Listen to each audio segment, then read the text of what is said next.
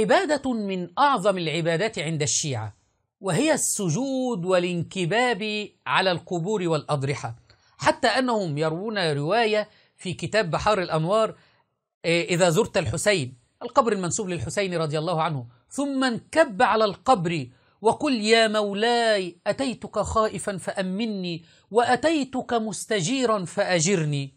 والله إن اللسان لا يعجز أن يقول هذا الكلام لغير الله، فما بال هؤلاء أوغلوا في الشرك.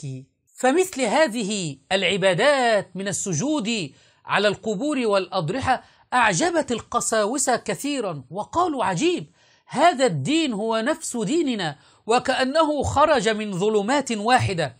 فأتى هؤلاء القساوسة ليزوروا ضريح الحسين، فماذا فعلوا؟ ما كان منهم إلا أنهم انكبوا وسجدوا أمام القبر المنسوب للحسين رضي الله عنه من أحد القساوسة كما ستروا الآن، وأخذوا يرفعون أيديهم ويدعون عند هذا القبر ويسجدون لغير الله.